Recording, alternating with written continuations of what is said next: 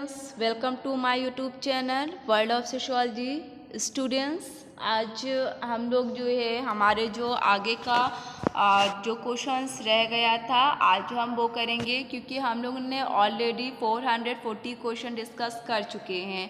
ठीक है, सो हमारा आज जो कॉन्सेप्ट है 441 क्वेश्चन से हम इस वीडियो में उसको डिस्कस करेंगे और आज भी हम 20 क्वेश्चन डिस्कस करेंगे। जो व्यूवर्स न्यू हैं, जिन्होंने अभी तक चैनल को सब्सक्राइब नहीं किया है, वो चैनल को सब्सक्राइब कर ले।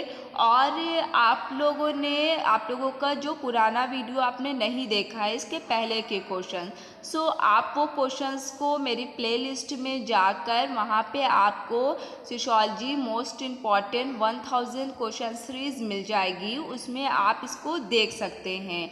ठीक है, और आप सभी लोग वीडियो को लाइक कर दीजिए। सो आज का हमारा जो क्वेश्चन है वो है 441। सो मैं स्टार्ट करती हूँ स्टूडेंट्स।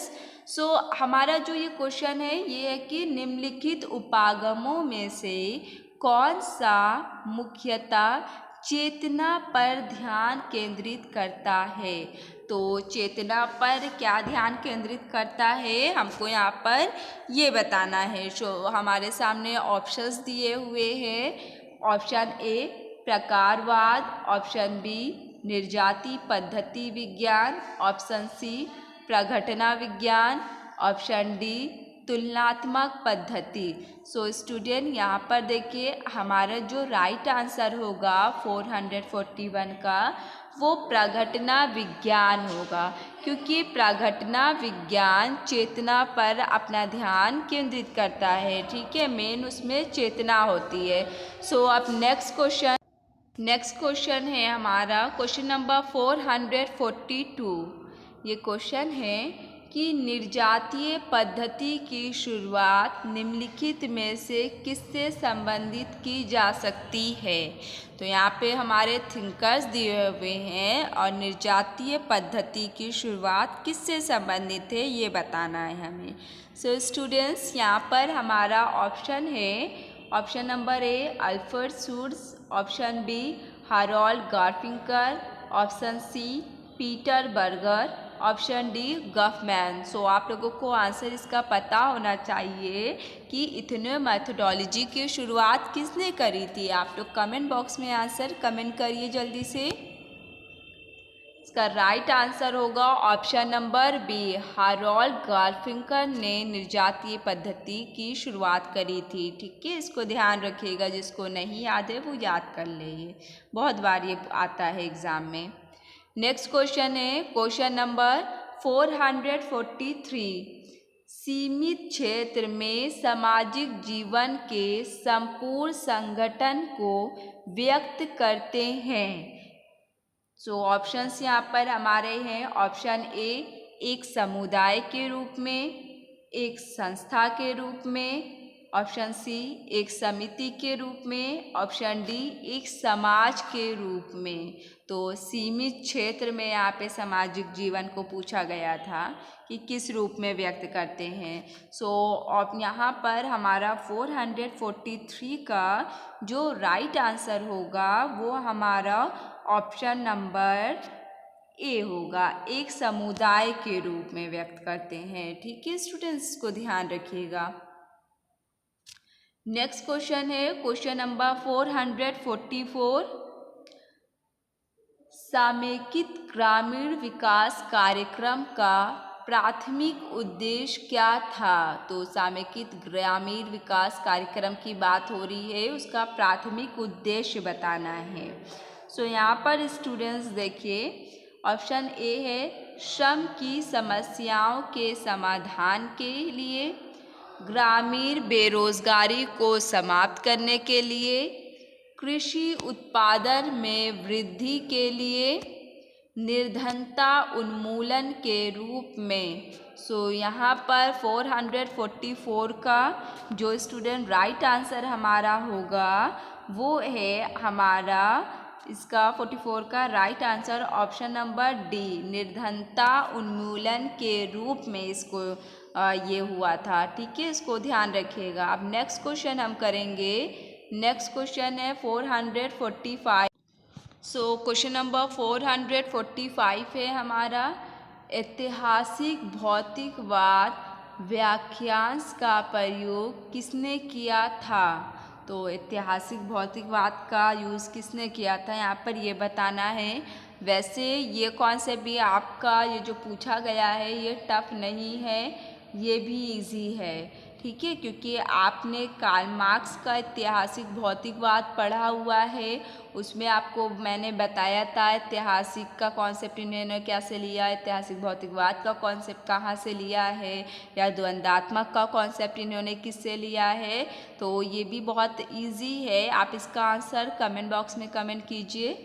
देखिए ऑप्शंस इसमें दिया गया है, option A K Marx, option B F Engels, option C G Hegel, option D L Sorokin. So student यहाँ पर जो हमारा राइट आंसर होगा 45 का, वो option number B F Engels ये राइट आंसर होगा, क्योंकि एंगल्स ने ये ऐतिहासिक भौतिकवाद का जो यूज़ किया था, ठीक है, बाद में मार्क्स ने इन्हीं से लिया था ये। नेक्स्ट क्वेश्चन है क्वेश्चन नंबर 446, निम्नलिखित में से कौन सा कथन संस्था का बोध करता है। वैसे तो मैंने संस्था आप लोगों को पढ़ाया था तो बहुत इजी वे में बताया था कि संस्था क्या होती है। तो यहाँ पर आप देखिए हमारे जो ऑप्शंस है, ऑप्शंस को पढ़ के आप इसका राइट आंसर कमेंट बॉक्स में कमेंट कर सकते हैं, ठीक है। सो मैं ऑप्शंस यहाँ पे बताती हूँ। ऑप्शन ए है किसी स्थान पर लोगों का समूह, ऑप्शन बी एक अनुमोदित कार्यशैली, ऑप्शन सी कार्य प्रणाली के स्थापित स्वरूप एवं दशाएं, ऑप्शन डी कार्य संस्कृति का प्रदर्शन। सो संस्था किसका बोध करता है, मैंने आप लोगों को बताया था ना, जब संस्था का हम इंस्टीट्यूशन का डेवलपमेंट करते हैं तो उस डेवलपमेंट में हमारा जो वहाँ पर हम मेथड को यूज़ करते हैं, दैट मीन्स जो हमारी कार्य प्रणाली होती है, कार्य प्रणाली के स्थापित स्वरूप और दशाएं होती हैं, तो वो हमारी संस्था का निर्माण करने में हेल्पफुल होती है। ओके, सो इसको याद रखिएगा स्टूडेंट्स। नेक्स्ट क्वेश्चन है क्वेश्चन नंबर 447, निम्न में से किसने ग्रामीण नगरीकरण का विचार दिया। तो नगरीय ग्रामीण, यहाँ पर हमें ग्राम नगरीकरण का जो कॉन्सेप्ट है वो किसने दिया है ये बताना है। 447 का जो हमारा राइट आंसर यहाँ पर होगा वो आप लोग जल्दी से कमेंट बॉक्स में कमेंट करिए, क्योंकि ये भी बहुत इजी कॉन्सेप्ट है आपका। किसने दिया है ग्राम नगरीकरण। ऑप्शंस को देखिए, option A Radha Kamal Mukherjee, option B GS Ghurye, option D McKim Marriott, option D SC Dube. So students इसमें से जो राइट आंसर हमारा है वो ऑप्शन नंबर सी है, मैकम मेरिट। इन्होंने ग्रामीण नगरीकरण का कॉन्सेप्ट दिया था, ठीक है, इसको याद रखिएगा, ये बहुत पूछा जाता है, मैचिंग वाले में भी ये क्वेश्चन आता है आपके। नेक्स्ट क्वेश्चन है क्वेश्चन नंबर 448, सामाजिक विज्ञान शोध में वस्तुनिष्ठता का संबंध निम्नलिखित में से किस समाजशास्त्री से है। तो यहाँ पर ध्यान दीजिएगा, सामाजिक विज्ञान शोध में वस्तुनिष्ठता का संबंध। सो 48 हमारा जो है, यहाँ पर हम ऑप्शंस को देखेंगे। वैसे तो ये हम बता सकते हैं कि किसका है अगर आप लोगों ने पढ़ा हुआ अच्छे से इनको। So options A Max Weber, option B Karl Marx, option C August Comte, option D Goode एवं हॉर्ट। सो स्टूडेंट्स यहाँ पर देखिए सामाजिक विज्ञान शोध में वस्तुनिष्ठता का संबंध, यहाँ पर इसका राइट आंसर मैक्स वेबर होगा, ठीक है। मेथोडोलॉजी इन सोशल साइंसेस जो मैक्स वेबर की बुक है आपको याद होगा, तो वहाँ पे उन्होंने वस्तुनिष्ठता हमारे वर्स्टियन पद्धति की भी बात करी है, उसी के वे में इन्होंने वस्तुनिष्ठता का बताया है सोशल साइंस में, ठीक है। सोशल साइंस रिसर्च में किस तरह से वस्तुनिष्ठता आती है, इसको ध्यान रखिएगा। नेक्स्ट क्वेश्चन है क्वेश्चन नंबर 449। सो ये क्वेश्चन है हमारा, किसने कहा है कि विज्ञान अवलोकन से प्रारंभ होता है और अंतिम वैधता के लिए अनंत अवलोकन हेतु वापस लौटना पड़ता है? ये कथन किसका है, हमको ये बताना है कि विज्ञान अवलोकन से प्रारंभ होता है और फिर वैधता के बाद फिर वो अवलोकन पे वापस लौट आता है।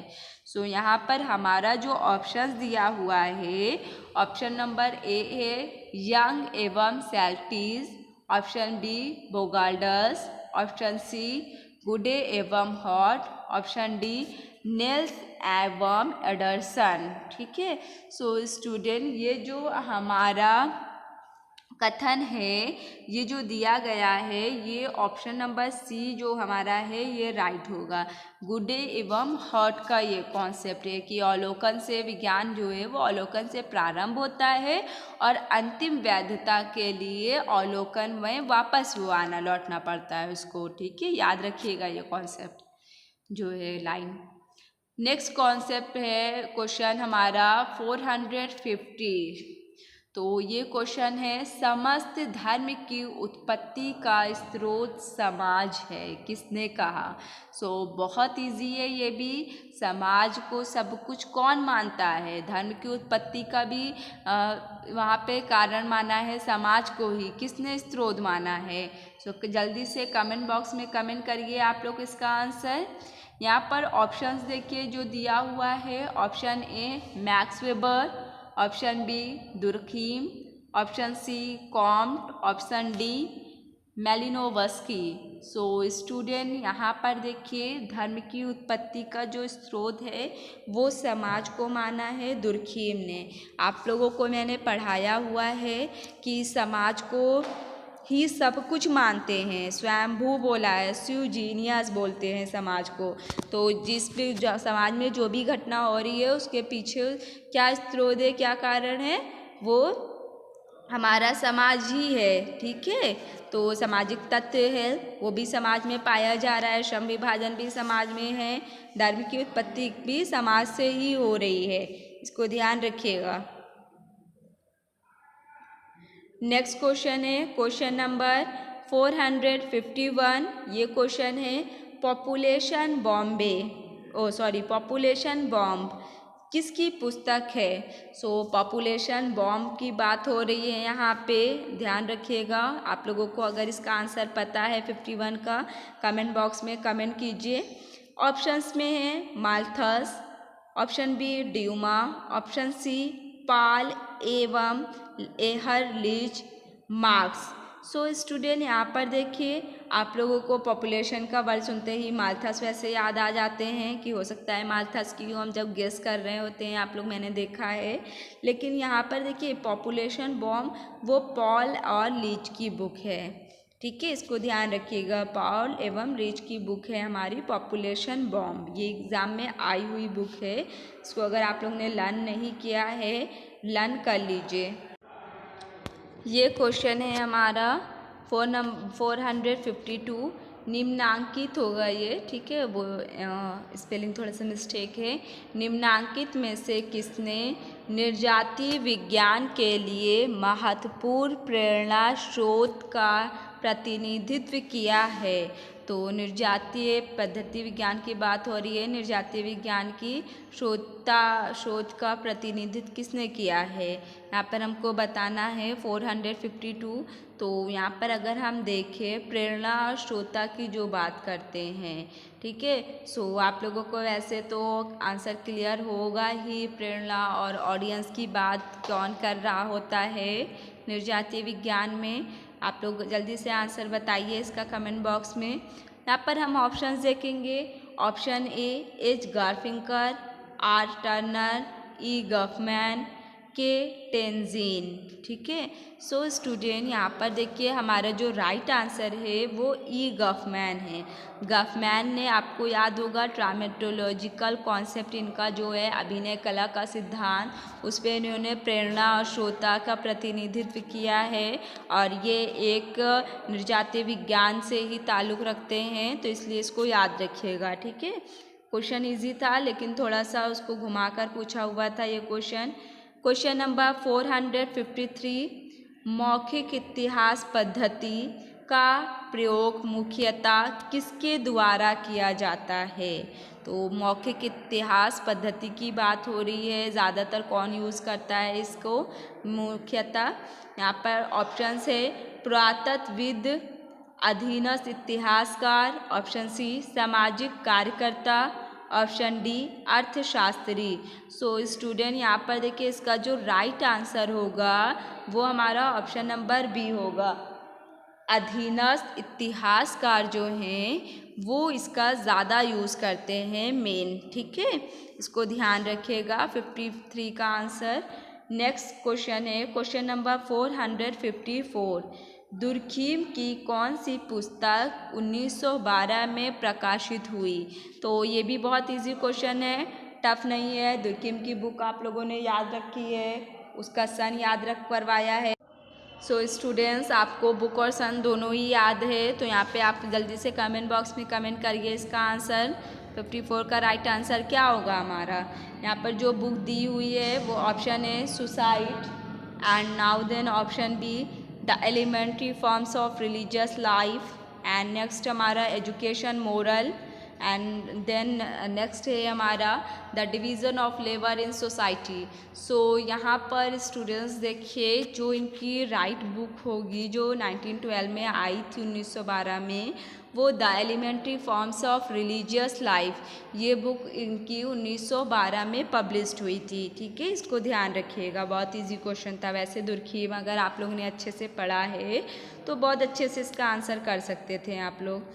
नेक्स्ट क्वेश्चन है क्वेश्चन नंबर 455, वैश्वीकरण विश्व चेतना को घनीभूत करने वाली प्रक्रिया है, किसने कहा? तो वैश्वीकरण विश्व चेतना की बात हो रही है यहाँ पर, उसको घनीभूत करने वाली प्रक्रिया किसने बोला है? सो यहाँ पर स्टूडेंट देखिए 55 है हमारा क्वेश्चन, इसका जो राइट आंसर होगा वो आप लोग कमेंट बॉक्स में कमेंट करिए। पहले हम ऑप्शंस को देखते हैं। Option A Durkheim, option B Frederic Le Play, option C Robertson, GS Ghurye. So student इसको याद रखिएगा ये लाइन, क्योंकि कई बार आई हुई है, और इसका राइट आंसर रॉबर्टसन है, ठीक है, कि वैश्वीकरण विश्व चेतना को घनीभूत करने वाली प्रक्रिया है, राइट आंसर रॉबर्टसन होगा। नेक्स्ट क्वेश्चन है क्वेश्चन नंबर 456, क्रय द्वारा किया गया हिंदू विवाह कहलाता है? क्रय द्वारा याद रखिएगा, ठीक है।